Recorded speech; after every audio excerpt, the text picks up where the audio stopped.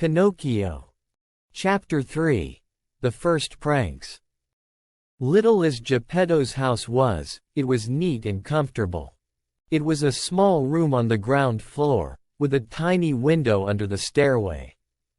The furniture could not have been much simpler.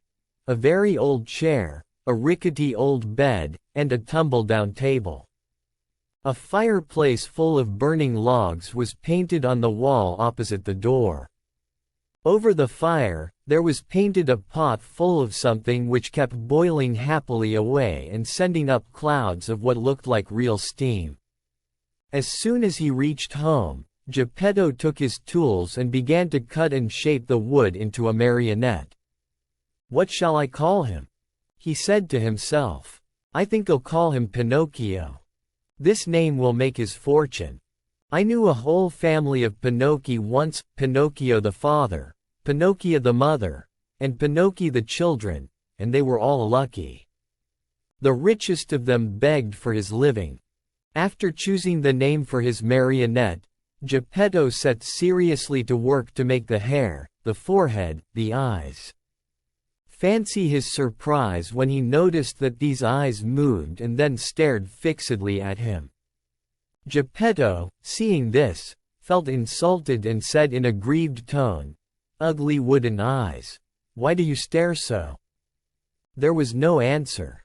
After the eyes, Geppetto made the nose, which began to stretch as soon as finished. It stretched and stretched and stretched till it became so long, it seemed endless. Poor Geppetto kept cutting it and cutting it, but the more he cut, the longer grew that impertinent nose. In despair he let it alone. Next he made the mouth. No sooner was it finished than it began to laugh and poke fun at him. "Stop laughing," said Geppetto angrily, but he might as well have spoken to the wall. "Stop laughing, I say," he roared in a voice of thunder. The mouth stopped laughing, but it stuck out a long tongue. Not wishing to start an argument, Geppetto made believe he saw nothing and went on with his work. After the mouth, he made the chin, then the neck, the shoulders, the stomach, the arms, and the hands. As he was about to put the last touches on the fingertips, Geppetto felt his wig being pulled off. He glanced up and what did he see? His yellow wig was in the marionette's hand. "Pinocchio, give me my wig." But instead of giving it back, Pinocchio put it on his own head, which was half swallowed up in it. At that unexpected trick, Geppetto became very sad and downcast, more so than he had ever been before. "Pinocchio, you wicked boy!" he cried out. "You are not yet finished, and you start out by being impudent to your poor old father. Very bad, my son, very bad." And he wiped away a tear. The legs and feet still had to be made. As soon as they were done, Geppetto felt a sharp kick on the tip of his nose. "I deserve it," he said to himself. "I should have thought of this before I made him. Now it's too late." He took hold of the marionette under the arms and put him on the floor to teach him to walk. Pinocchio's legs were so stiff that he could not move them, and Geppetto held his hand and showed him how to put out one foot after the other. When his legs were limbered up, Pinocchio started walking by himself and ran all around the room. He came to the open door, and with one leap he was out into the street.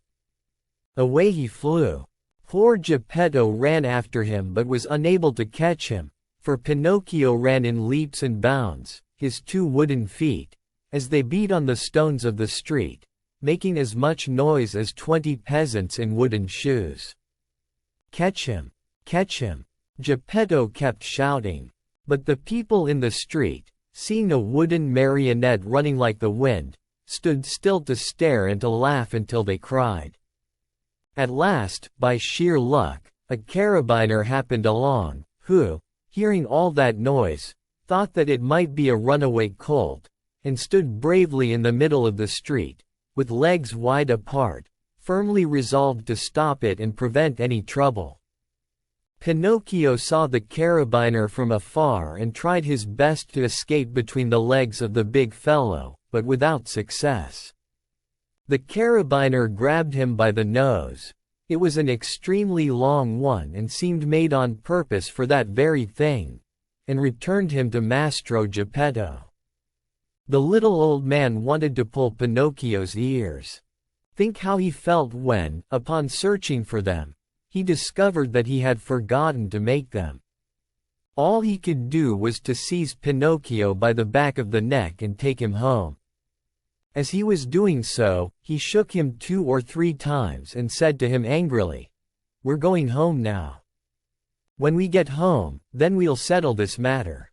Pinocchio, on hearing this, threw himself on the ground and refused to take another step. One person after another gathered around the two. Some said one thing, some another. "Poor Marionette," called out a man. "I am not surprised he doesn't want to go home.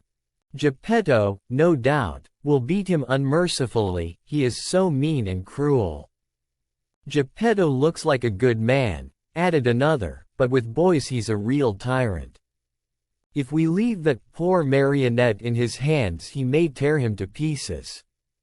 They said so much that, finally, the carabiner ended matters by setting Pinocchio at liberty and dragging Geppetto to prison. The poor old fellow did not know how to defend himself, but wept and wailed like a child and said between his sobs, "Ungrateful boy! To think I tried so hard to make you a well-behaved marionette. I deserve it, however. I should have given the matter more thought." What happened after this is an almost unbelievable story, but you may read it in the chapters that follow.